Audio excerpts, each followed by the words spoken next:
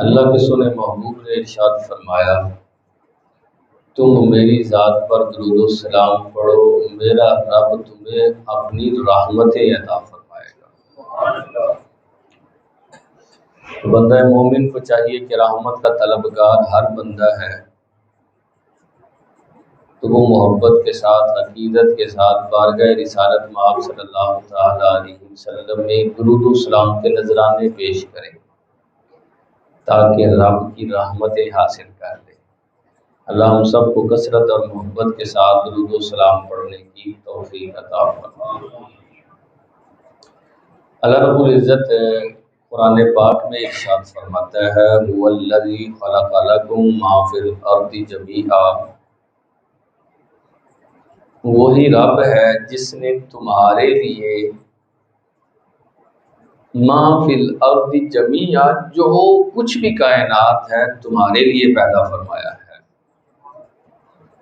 اللہ نے ہر چیز کو انسانیت کی خدمت کے لیے گویا کہ پیدا کیا ہے۔ یہ جو زمین بچھائی ہے یہ حضرت انسان کے لیے بچھائی ہے کہ یہ آرام سے چل سکے، اس کے اندر ٹھہراؤ رکھا ہے تاکہ چلتے ہوئے دقت نہ ہو۔ سورج نکلتا ہے تاکہ روشنی فراہم کرے اور اس کے ذریعے ہماری فصلیں پکیں اور ہم جو ہے وقت کا تعین کریں۔ چاند نکلتا ہے جناب، اس کی میٹھی میٹھی روشنی کے ذریعے پھلوں میں لذت پیدا ہوتی ہے، اور وہ پھل کھانے کس نے ہیں؟ حضرت انسان نے کھانے ہیں۔ کائنات کی جتنی نعمتیں ہیں، کوہسار ہیں، پہاڑ ہیں، جنگل ہے، نباتات، حیوانات، نباتات، ہر چیز اللہ نے انسان کے لیے پیدا کی ہے۔ اللہ اکبر، کتنا شرف ہے اس کا، کتنی بزرگی ہے اس کی، کتنی عظمت ہے یار، سارا کچھ میرے لیے۔ اور فرمایا ہے انسان تجھے میں نے اپنے لیے پیدا فرمایا ہے تاکہ تو عبادت کرے۔ وما خلقت الجن والانس الا لیعبدون، میں نے انسان کو اپنی معرفت کے لیے، اپنی عبادت کے لیے پیدا کیا ہے۔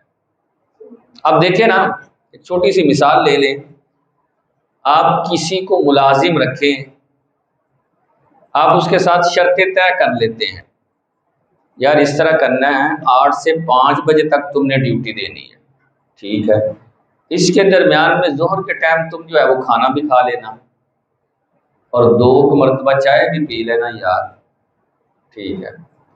جو بندہ آپ نے ملازم رکھا ہے وہ چائے پی لے 2-3 مرتبہ، کھانا بھی کھا لے اور کام نہ کرے تو کیا ملازم رکھیں گے؟ رکھیں گے؟ نہیں رکھیں گے بھائی، کام کرتا نہیں ہے، چائے پی لیتا ہے، کھانا کھا لیتا ہے، یہ تو صرف اسے ریلیکسیشن دی تھی کہ چستی آ جائے، کام کے اندر سستی نہ آئے، چائے پیے گا جو ہے وہ ایکٹیو ہو جائے گا، کھانا کھائے گا ایکٹیو ہوگا، یہ ایکٹیو ہونے کی بجائے سست ہو رہا ہے، کام کو کر ہی نہیں رہا۔ یہ ساری نعمتیں اس لیے تھیں کہ انسان ان کے ذریعے خوش ہو اور نعمتوں کو دیکھ کر اللہ کا شکر ادا کرے اور اس کی عبادت کرے۔ عبادت کر نہیں رہا، باقی سارے کام کر رہا ہے، تو کیا اللہ خوش ہوگا؟ جیسے ہم اپنے ملازم سے خوش نہیں نہ ہوں گے، ڈیوٹی کر نہیں رہا، ساری سہولیات لیتا جا رہا ہے، ڈیوٹی کرنی تھی وہ تو پوری کر نہیں رہا، ایسے ہی اللہ بھی پھر خوش نہیں ہوتا۔ اور ہم ہیں بڑے سیانے آدمی، دنیا دار کوئی ناراض ہو جائے نا اس کی بڑی فکر ہوتی ہے،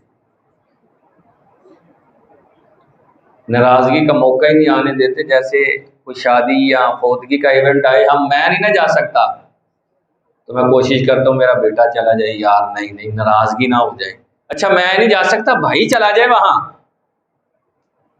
بھائی تم چلے جاؤ نا یار، پھر رشتے داری ہے یار، تمہیں پتا تو ہے دوستی ہے، ناراض ہو جائیں گے وہ۔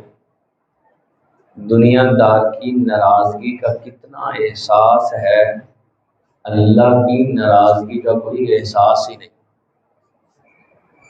تو میرا رب مجھ سے ان کاموں سے ناراض ہو جائے گا، کوئی احساس ہی نہیں۔ میں گناہ میں ہوں، اللہ ان کاموں کو ناپسند کرتا ہے، میرے اندر کوئی احساس ہی نہیں بیدار ہو رہا، کیا ہم نے دنیا میں ہی رہنا ہے؟ کیا یہی وقت گزارنا ہے، آگے نہیں جانا؟ تو اللہ کی ناراضگی والے کام چھوڑ کر اللہ کے قرب والے کام کرنے چاہیے، اللہ کو راضی کرنے والے کام۔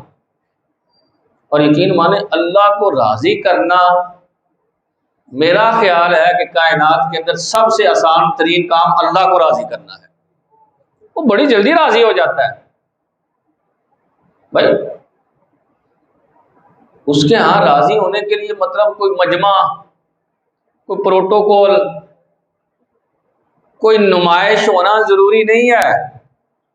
آپ لیٹے ہیں، بستر کے اندر منہ ہے، چادر اوپر لی ہوئی ہے، دل ہی دل میں کہہ رہے ہیں مولا بڑی شرمندگی ہے، یہ جو کام ہو گئے ہیں میں بڑا اس کے شرمندہ ہوں، یہ نہیں ہونے چاہیے تھے، تیرے ناراضگی والے کام ہوئے ہیں، مولا معاف نہیں کر دیتا۔ یقین مانے صدقے دل سے ہو تو وہ فوراً معاف فرما دیتا ہے۔ کوئی یہاں بڑا کوئی مطلب آپ نے جمگٹھا نہیں کیا، کوئی جمع غفیر نہیں ہے، بس صدقے دل سے اس کو راضی کرنا مشکل ہی نہیں۔ ہمیں اس کو راضی کرنے والے کام کرنے ہیں اور اس سے آگے بڑھنا ہے کہ اس کا قرب پائیں۔ اللہ خیر کرے ہم ابھی تک یہیں پر ہیں، یار 5 نمازیں پڑھا کریں، یار سنت کے مطابق زندگی گزاریں، سنت کے مطابق چہرے پہ داڑھی رکھیں، یار ابھی تک ہم یہی ہیں۔ مسلمان ہوں، اللہ رسول کی ماننے والا ہوں، اور میں کہاں کھڑا ہوں؟ پہلی سٹیج پہ۔ یار نماز پڑھا کریں، یار سچ بولیں، یار کسی کو دھوکہ نہیں دینا چاہیے، جھوٹ نہیں بولنا چاہیے، داڑھی آقا کریم علیہ الصلوۃ والسلام کی پیاری سنت ہے، اس کو رکھنا چاہیے۔ ہم یہی ہیں، آگے نہیں بڑھ رہے۔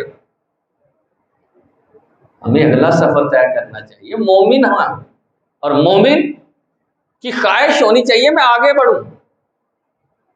نبی کریم صلی اللہ تعالی علیہ وسلم کی احادیث، سرکار کی سیرت، ان کا جب ہم مطالعہ کرتے ہیں تو سمجھ آتی ہے یار صحابہ کا زمانہ کتنا صاف ستھرا، کتنا پاکیزہ زمانہ تھا کہ وہ آگے بڑھنے کی کوشش کرتے تھے۔ صوفیہ کرام نے 3 طریقے عموماً بیان فرمایا کہ اللہ کن کاموں سے راضی ہوتا ہے، کن کاموں کے ذریعے اللہ کا قرب ملتا ہے۔ اللہ اکبر۔ فرمایا پہلا کام، بندے کو یہ ہر وقت کہنا چاہیے میرے رب کا مجھ پر بڑا ہی کرم ہے، میرے رب کا مجھ پر بڑا فضل ہے، یار وہ مجھ پر بڑا رحم فرمانے والا ہے۔ دیکھیں نا اسلام کی تعلیم کیا ہے کہ جب آپ نے کوئی کام شروع کرنا ہے تو کہنا ہے بسم اللہ الرحمن الرحیم، اس کے رحمان، اس کی رحیم میت کا ذکر کرنا ہے کہ یار وہ بڑا رحیم ہے، وہ بڑا کریم ہے، وہ فضل فرمانے والا ہے۔ اللہ خیر کرے ہم سے کوئی حال بھی پوچھ لینا، بس پھر ان شکر ہی ہے نا۔ ہم شکر بھی اس انداز میں کرتے ہیں جیسے شکوہ کرتے ہیں، شکوے کی صورت میں شکر، شکر ہے ہاں گزر رہی ہے جی، پھر کی بس جی گزر رہی ہے۔ یہ کیا کر رہے؟ یہ نا حضور کا تو انداز ہی بڑا پیارا انداز ہے۔ اللہ اکبر۔ حضور ہر جگہ رب کی رحمت کی ذکر فرمایا کرتے تھے، ہر جگہ رحمت کو لے کر آیا کرتے تھے۔ جنگ کا موقع، جنگ، تو صحابہ کہتے ہیں کہ ایک عورت کا بچہ نا گم ہو گیا جنگ کے دوران، دودھ پیتا بچہ، چھوٹا بچہ ہے، اور آپ کو پتہ ہے کہ جب دودھ پیتا بچہ دودھ نہ پیے تو پھر ماں کی چھاتی میں وہ دودھ جوش مارنے لگ جاتا ہے۔ اب ماں کبھی ادھر بھاگ رہی ہے، کبھی ادھر جا رہی ہے، ہر ایک سے پوچھ رہی ہے تم نے میرا بیٹا دیکھا ہے، تم نے میرا بچہ دیکھا ہے؟ اللہ اکبر۔ حضور کی نگاہ کرم اس پر پڑ گئے، فرمایا کیا ہوا اسے؟ حضور وہ بچہ گم ہو گیا ہے۔ سرکار نے اعلان فرمایا تو ایک صحابی کھڑے ہوئے عرض کیا رسول اللہ مجھے پتہ ہے، میں جانتا ہوں کہ اس کا بیٹا کہاں ہے۔ فرمایا جاؤ یار۔ وہ صحابی گئے تو سرکار پیچھے والے صحابہ جو بیٹھے ہوئے تھے نا ان سے مخاطب ہوئے فرمایا تمہارا کیا خیال ہے یہ ماں اپنے بچے کو آگ میں ڈالے گی؟ اس کی حضور نہیں، یہ تو گرم ہوا نہیں لگنے دے گی، یہ تو بڑا بچے سے پیار کرتی ہے۔ اللہ اکبر۔ حضور نے فرمایا اس ماں سے بڑھ کر کہیں زیادہ میرا رب اپنے بندے پر رحمت فرمانے والا ہے۔ حضور رحمت کی طرف رحمت کا ذکر فرماتے۔ اللہ اکبر۔ آج ذرا سارے شکوے شکایت چھوڑ دیں، چھوڑ دے شکوے شکایت۔ پوچھا جائے نا کیا حال ہے، اب ایسا گوڈے چ درد ہے، ہاں نا موڈے چ درد ہوں، باقی ٹھیک۔ کیا حال ہے؟ اب بچے کو گل ہی نہیں مانتے جی، اج کل دے بچے نے کی کریے، کی حال جی؟ پریشانیاں نے کی سنائیے دھیان، چھوڑ دیں یہ باتیں۔ پوچھا جائے وہ میرے رب کا بڑا فضل ہے جی، وہ میرے رب کا مجھ پر بڑا کرم ہے جی، وہ مجھے لگتا ہے جیسے اس نے مجھے نوازا کسی اور کو نوازا ہی نہیں۔ یہ کہنا شروع کریں یار۔ اللہ اکبر۔ صحابہ، مجھے وہ روایت یاد آئی، اللہ اکبر، صحابہ سرکار کی بارگاہ میں حاضر ہے، ایک سادہ سا دیہاتی صحابی جو نا دیہات کے رہنے والے تھے، اچانک نہ داخل ہوئے اور سلام عرض کرنے کے بعد کہنے لگے یا رسول اللہ قیامت والے دن حساب کس نے لینا ہے؟ کوئی مطلب دیکھا نہیں ماحول کہ کیا بات چل رہی ہے، گفتگو کیا ہو رہی ہے، کوئی مطلب ہوتا ہی ہے نا، کہتا نا آتا ہی سوال کیا، اور اللہ اکبر، سرکار کا انداز بھی کیا انداز ہے، فوراً جواب دیا، فرمایا اللہ نے حساب لینا ہے۔ اچھا ٹھیک ہے، واپس چلے۔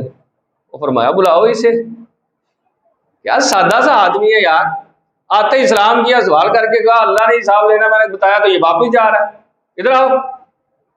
تم نے اس کی کوئی تفصیل نہیں پوچھی، آگے سوالات بنتے ہیں، تم نے کیے کیوں نہیں؟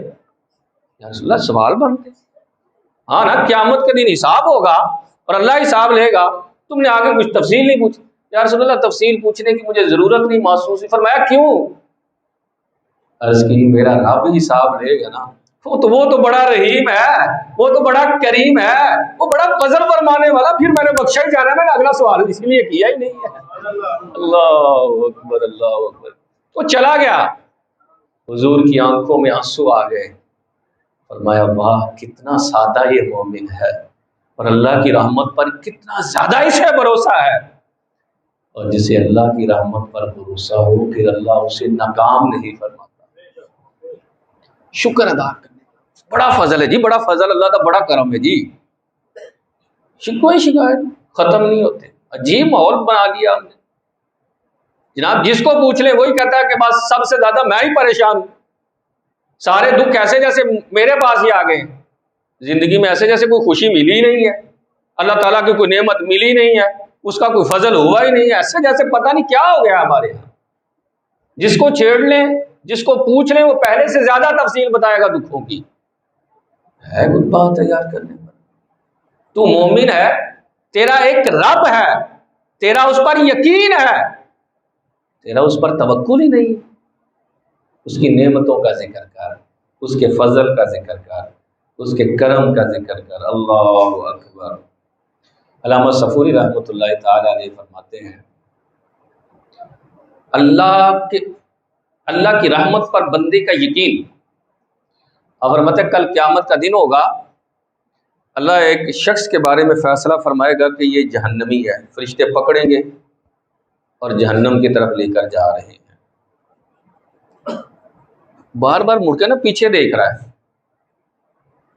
تھوڑا چلتا ہے پھر پیچھے مڑ کر دیکھتا ہے، پھر اب تھوڑا چلتا ہے پھر پیچھے مڑ کر دیکھتا ہے، تھوڑا چلتا ہے پھر پیچھے مڑ کر دیکھتا ہے، یہاں تک کہ جہنم کے دروازے پر پہنچ جاتا ہے، تو پیچھے سے اللہ رب العزت کی طرف سے حکم ہوتا ہے اسے واپس لے آؤ، واپس لایا جاتا ہے۔ ہاں بھائی پیچھے مڑ کر کیا دیکھ رہے تھے بار بار؟ بولا جب میں جا رہا تھا نا تو شیطان کہہ رہا تھا کہ دیکھا تجھے جہنم میں ڈالا جا رہا ہے، تو مجھے اپنے رب کی رحمت پر، مجھے تیری رحمت پر اتنا یقین تھا، میں بار بار کہہ رہا تھا نہیں میرا رب مجھے جہنم میں نہیں ڈالے گا، تو میں پیچھے مڑ کر تیری رحمت کی طرف دیکھ رہا تھا، میں بار بار تیری رحمت کی طرف دیکھتا، شیطان بار بار کہتا، میں کہتا نہیں، جب تیری طرف سے آواز آئی تو پھر مجھے یقین ہو گیا واقعی میرا رب مجھے جہنم میں نہیں ڈالے گا۔ بات ختم ہوئی، خاموشی ہو گئی، فرشتے پکڑ کر دوبارہ جہنم کی طرف لے کر جانے لگے، کیونکہ آرڈر تو پہلے جاری ہو چکا تھا جہنم کا، نیا حکم تو اللہ تعالیٰ کی طرف سے بھی آیا نہیں۔ دوبارہ جانے لگے تو اللہ فرمائے گا کہاں لے کر جا رہے ہو آپ اسے؟ مولا تیرا حکم ہے جہنم میں۔ فرمایا جس کو میری رحمت پر اتنا یقین ہو، کیا میں اسے جہنم دوں گا؟ نہ اب اسے محبت کے ساتھ جنت میں لے کر جاؤ۔ اللہ کی رحمت پر یقین کر لے یار، توکل پر اپنے آپ کو لے آئیں اور شکر کے دائرے میں اپنے آپ کو محدود کرو۔ بڑا فضل ہے یار، اور بڑا کرم ہی میرا رب دا میرے یار۔ دوسری بات جو اللہ کا قرب پانے میں معاون بنتی ہے، صوفیہ فرماتے ہیں وہ اللہ کے ہر فیصلے پر راضی ہو جانا ہے۔ بھائی ہونا وہی ہے جو اللہ نے چاہنا ہے، ایسا ہی ہے، ہمارے چاہنے سے کچھ ہو سکتا ہے؟ اللہ نے جو چاہنا ہونا وہی ہے نا۔ تو جب جو اس نے چاہنا ہونا وہی ہے تو پھر اس کے فیصلے پر راضی کیوں نہیں ہو جاتے؟ کیوں شکوے شکایت؟ دیکھیں نا، کسی کے یہاں فوتگی ہو جائے، وہ 11-12 دن ڈٹ کے جم کر ہوتا ہے، 12ویں دن کہتا ہے ہو جی صبر ہی ہے نا۔ اب تو زخم بھرنا شروع ہو گیا، کون سا تو نے صبر کیا ہے؟ کون سا تو اللہ کے فیصلے پر راضی ہوا ہے؟ اب تو زخم بھر رہا ہے، تو اللہ کے فیصلے پر راضی نہیں تھا۔ راضی کریں اپنے آپ کو، جو اللہ فرما رہا ہے یار، جیڑا اللہ کرتا ہے نا بہتر کرتا ہے، اور میرا رب جیڑا سونا فیصلہ فرماتا ہے وہ سونا ہی فیصلہ فرماتا ہے۔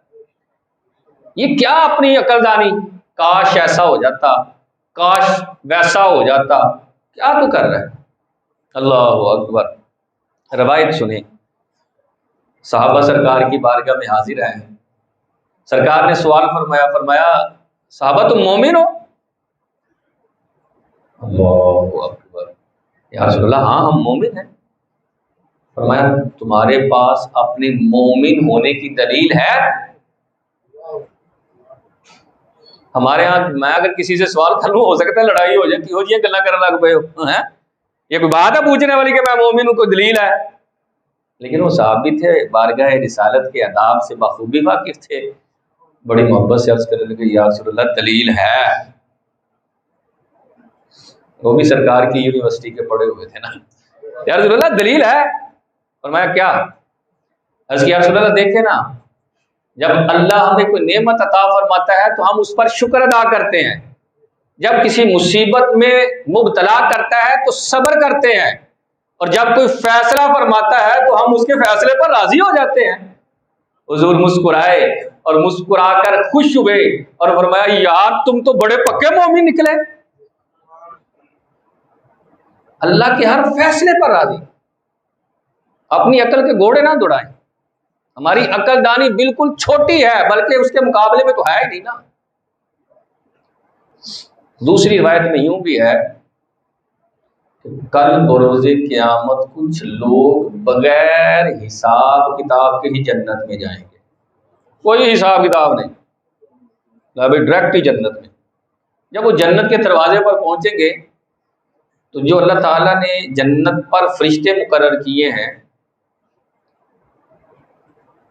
تو وہ استقبال چونکہ جنتیوں کو کریں گے، تو وہ استقبال کرتے وقت کہیں گے تم پل صراط سے گزر آئے ہو؟ وہ کہیں گے کوئی پتہ نہیں۔ اچھا تمہارے اعمال تل گئے ہیں میزان پر؟ وہ کہیں گے کوئی پتہ نہیں۔ ہے کوئی کمال کی بات یار، عمل تلنے ہیں، پل صراط سے گزر کر ہی جنت میں جانا ہے، تمہیں کوئی خبر اور پتہ ہی نہیں، جنت میں کیسے آ گئے؟ فرشتے کیا کہیں گے جنت میں کیسے پہنچ گئے؟ بڑا سونا جواب، کہیں گے اپنے رب کے فضل سے جنت میں پہنچ گئے۔ اچھا یار بڑا فضل ہوا ہے تم پر، دنیا میں کوئی کون سا ایسا کام کرتے تھے جس کی وجہ سے بڑا فضل فرمایا تم پر ہے؟ کیا کام تھا تمہارا، کیا عمل تھا؟ وہ کہیں گے کوئی نہیں، ہمیں تو اتنا بڑا کوئی عمل نہیں لگتا، نمازیں وہی تھی جو لوگ پڑھتے تھے، زکوٰۃ وہی تھی جو لوگ دیتے تھے، حج اسی طرح کیا جس طرح لوگوں نے کیا۔ ہاں ایک کام ہمیں ہے کہ ہم اللہ کے ہر فیصلے پر راضی ہوتے تھے، ہو سکتا ہے اللہ نے اسی وجہ سے ہمیں بغیر حساب کتاب کے جنت عطا فرمائی۔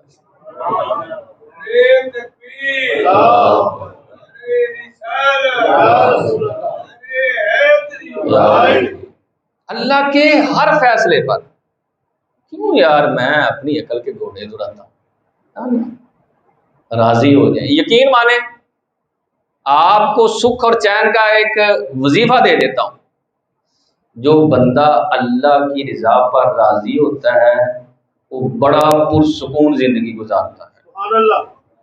وہ ٹینشن، ہمارے یہاں ٹینشن کیوں بڑھتی جا رہی ہے؟ بڑھ رہی ہے نا ٹینشن، ہر دوسرا بندہ جو ہے وہ ٹینشن کا مریض نظر آ رہا ہے، پریشانی جناب پریشانی۔ وجہ کیا؟ اللہ کی رضا پر راضی نہیں۔ انہوں گڈی مل گئی میرے کو لائی نہیں، انہیں ڈیفینس چ پلاٹ لے لیا، میں اجے تک اتنے کا اتنے کھلوتا ہوں، وہ میرے نال کام کرتے، پتہ نہیں کتوں آئی جان ڈے۔ بھائی یہ اس کی تقسیم ہے، جس کو جیسے چاہے نواز دے، مجھے کیا حق بنتا ہے کہ میں اس کی تقسیم پر اعتراض کروں؟ ہمیں نہیں ایسی باتیں کرنی چاہیے۔ تیسری بات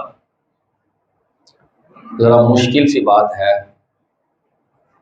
جن باتوں سے رب راضی ہوتا ہے۔ پہلی بات میں نے یہ بیان کی ہے کہ مجھ پر میرے رب کا بڑا فضل ہے، اس کی رحمت کا ذکر کرنا چاہیے۔ دوسری بات یہ کہی کہ اللہ کے ہر فیصلے پر راضی ہونا چاہیے۔ اور تیسری بات یہ ہے کہ اپنا یہ ذہن بنائے اللہ میرے ساتھ ہے اور اللہ مجھے دیکھ رہا ہے ذرا مشکل۔ جس بندہ مومن کا یہ ذہن بنا ہو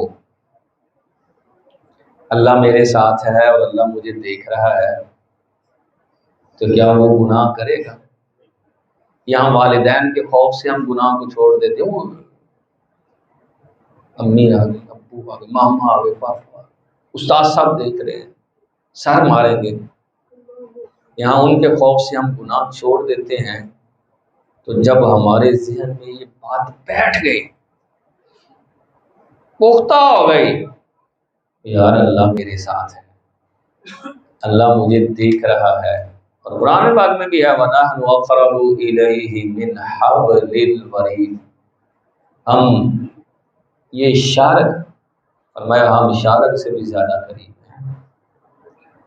تو فرمایا یہ اعتقاد بنا لو، تو پھر تم ان بندوں میں شامل ہو جاؤ گے جو رب کو راضی کرنے والے ہیں، جن سے اللہ راضی ہوتا ہے۔ ایک اور حدیث پاک بھی آخر میں سرکار صلی اللہ تعالی علیہ وسلم نے کیا ارشاد فرمایا؟ فرمایا 3 طرح کے لوگ ایسے ہیں جن سے اللہ بڑا ہی راضی ہوتا ہے۔ اللہ اکبر۔ کوئی مشکل ترین کام نہیں میں بتانے لگا، آپ پریشان ہو گیا، پتہ نہیں ان کیڑی گل ہونے لگی۔ ہمیں خوشی ہونی چاہیے یار اللہ کی رضا والا کام آنے لگا ہے جس سے رب راضی ہوتا ہے، شوق ہونا چاہیے یار بتانے لگا۔ میں دیکھ رہا ہوں چہرے ہی اترتے ہوئے، پتہ نہیں کی دسن لگے نہیں یار، یہ ساری رات پورے لوگ کے عبادت کرنے والا کوئی وظیفہ دسن لگے، یہ پتہ نہیں کہنے لگے نے ساری چیزاں صدقہ کر دوں۔ نہیں بھائی سن تو لے، کیا ہے کوئی مشکل ترین کام نہیں ہے۔ فرمایا رب اتنا راضی ہوتا ہے کہ انہیں دیکھ کر مسکراتا بھی ہے اپنی شان کے لائق۔ پہلا بندہ پتہ کون سا ہے؟ فرمایا اللہ اکبر، جب سارے لوگ سوئے ہوں وہ اٹھ جائے اور کھڑا ہو کے وضو ہی کر لے۔ اللہ اللہ اللہ، وضو کر لیا، اب مصلی پہ آ کے کھڑا ہو گیا، اللہ اکبر، نماز پڑھنا شروع کرتا ہے، تو فرمایا میرے صحابہ اللہ اس بندے سے اتنا راضی ہوتا ہے کہ فرشتوں کے سامنے مسکراتا ہے اور فرماتا دیکھو میرا بندہ اس وقت بھی جب سارے لوگ سوئے ہیں اور ہے بھی نیند کا وقت، یہ مجھ سے کتنا پیار کرتا ہے، میرے حضور کھڑا ہوا ہے، میں بھی اس سے پیار کرتا ہوں، میں بھی اس سے راضی ہوں۔ اللہ اللہ۔ اور فرمایا دوسرا وہ کام، فرمایا جب مرد مومن، بندہ مومن نماز کے لیے صفوں کو درست کر رہے ہوتے ہیں نا، اللہ اس وقت دیکھ کر بھی بندے کو خوش ہوتا ہے اور مسکراتا ہے اور اس سے راضی ہو جاتا ہے۔ اب ذرا شوق پیدا کریں، ذہن کے اندر یہ تصور لے کر آئے نا ذرا. اب ابھی صفحے بننی ہے ظاہر. تو یار سب کو سیدھا کرنے سے، سب کو درست کرنے سے اللہ خوش ہوتا ہے، اللہ دیکھ کر مسکراتا ہے. یار مجھے دیکھ کر مسکرائے گا، مجھے دیکھ کر میرا رب خوش ہوگا. وہ یار یہ تو کہاں بھی کوئی مشکل نہیں ہے. جب آپ اس انداز سے کریں گے تو پھر صاف سیدھا کرنے کا مزہ آئے گا کہ نہیں آئے گا یار. شوق پیدا کریں. ہمارے یہاں سن لیا ٹھیک ہے آئی گئی گل کر، نہ اپنے اندر شوق پیدا کریں. اور فرمایا تیسرا بندہ مومن وہ ہے جو جہاد کی صفیں جب بنائی جا رہی ہوں تو ان صفوں کو درست کرنے والا، جو اس یقین کے ساتھ آ جائے بس آج تو میں نے جان اپنے رب کے حضور پیشکاری دینی ہے. اور میں اس سے بھی اللہ بڑا خوش ہوتا ہے. اور جب وہ سب درست کر رہا ہوتا ہے اسے دیکھ کر پھر مسکراتا ہے. دوسری حدیث پاک میں نبی کریم صلی اللہ تعالی علیہ وسلم نے ارشاد فرمایا جب بندہ سچی توبہ کرتا ہے اس وقت بھی اللہ بڑا خوش ہوتا ہے. ایک ہے توبہ، ایک ہے توبہ کا رٹا لگانا. ہم ہیں توبہ کے رٹا لگانے والے. شب برات آ گئی، شب قدر آ گئی، بڑی راتیں آتی ہیں جناب، رات کو گڑ گڑا کر توبہ معافی مانگی جا رہی ہے، یا اللہ معاف کر دے. سویرے اٹھ کے پھر اٹھے ملاوٹ کرنے والے ہیں تو ملاوٹ کر رہے ہیں، دھوکہ دینے والے ہیں تو دھوکہ دے رہے ہیں، جھوٹ بولنے والے ہیں تو جھوٹ بول رہے ہیں. گناہ کہ اسی موڑ پر کھڑے ہیں. یہ کون سی توبہ ہے؟ توبہ کا مطلب یہ ہوتا ہے کہ آئندہ وہ گناہ نہیں کروں گا جو میں پہلے کیا کرتا تھا. وگرنہ پھر تو ٹھٹھا ہو گیا، پھر تو مذاق ہو گیا. نہ سچی توبہ، رٹے رٹائے لفظ نہ بولے، مطلب ذہن نہ بنائے کہ یار بس ٹھیک ہے سویرے اٹھ کے دیر ہوئی. نہ ذہن میں یہ ہو کہ سچی توبہ کر رہا ہوں. اللہ اکبر. حضرت علی بن ربیعہ، یہ حضرت علی ہی کے ساتھ جا رہے تھے، دونوں کا نام علی ہے. تو حضرت علی بن ربیعہ کہتے ہیں کہ میں حضرت علی کے ساتھ جا رہا تھا تو مقام حرہ، یہ ایک مقام کا نام ہے، جگہ کا نام، اس طرف جا رہے تھے. اچانک سے حضرت علی نے نا میری تعلیم کے لیے اس طرح دعا مانگی، یا اللہ تو میرے گناہوں کو معاف فرما دے. اگر تو معاف نہیں فرمائے گا تو کون ہے جو گناہوں کو معاف کرنے والا؟ مولا تیرے علاوہ کوئی نہیں گناہوں کو بخشنے والا، تو میرے گناہوں کو بخش دے. اللہ اکبر. یہ تعلیم امت کے لیے. صحابہ کے متعلق ہمارا عقیدہ ہے کہ وہ محفوظ ہیں گناہوں سے، اللہ نے اپنے فضل سے انہیں گناہوں سے بچایا ہوا ہے. کہتے ہیں پھر اچانک مسکرانے لگ گئے. میں نے کہا خیر ہے حضور، دعا بھی اچانک اور پھر مسکرانا بھی اچانک، ہماری تو آپس میں گفتگو ہو رہی تھی. تو آپ نے فرمایا یار علی، دراصل میں نا ایک مرتبہ یہاں مدینے والے محبوب کے ساتھ آیا تھا اور سرکار کا یہی انداز تھا. تعلیم امت کے لیے سرکار نے بھی انہی لفظوں کے ساتھ دعا مانگی کہ یا اللہ تو میرے گناہ معاف فرما دے. تو نہیں معاف فرمائے گا تو کون ہے جو معاف فرمانے والا؟ تیرے علاوہ کوئی نہیں گناہوں کو معاف فرما سکتا. پھر حضور مسکرائے تو میں نے بھی پوچھا حضور خیر ہے مسکرائے ہیں؟ تو حضور نے ارشاد فرمایا جب بندہ اس طرح توبہ کرتا ہے، سچے دل سے معافی مانگتا ہے نا، پھر اللہ فرشتوں کے سامنے مسکراتا اور خوش ہوتا ہے اور فرماتا ہے فرشتوں دیکھ لو میرے بندے کو یقین ہے کہ اس کے گناہوں کو میرے علاوہ کوئی نہیں معاف فرما سکتا، لہذا تم گواہ ہو جاؤ میں نے اپنے بندے کے سارے گناہوں کو معاف فرما دیا. سچے دل سے لوٹ آئیں. عارضی دنیا پر اعتماد کر کے متاع غرور جو دھوکے کا سامان ہے، اسی کے اوپر سارا انحصار کر کے زندگی کے قیمتی لمحات کو ضائع نہ کریں. اللہ رسول کی طرف لوٹ آئیں، اپنے آپ کو عبادت میں لے آئیں. اللہ رسول جن کاموں سے راضی ہو جاتے ہیں ان کاموں میں اپنے آپ کو لے آئیں.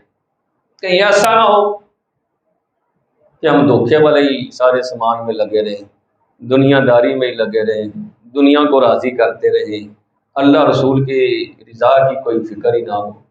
نہ لوٹ آئیں اس طرف یار اللہ رسول کو راضی کرنا ہے، میں نے اپنے رب کو راضی کرنا ہے. مجھے وہ کام یقین مانے عرصہ گزر چکا ہے، عرصہ جو بھی آتا ہے یہی آگے کہتا ہے دعا کر دیو نا بڑی پریشانی ہے، دعا کر دیو نا کاروبار نہیں چلتا پیا، دعا کر دیو نا گھر دے حالات ٹھیک نہیں. کبھی کوئی آ کر یہ نہیں کہتا مجھے وہ طریقے بتائیں جن سے راہ راضی ہو جاتا ہے.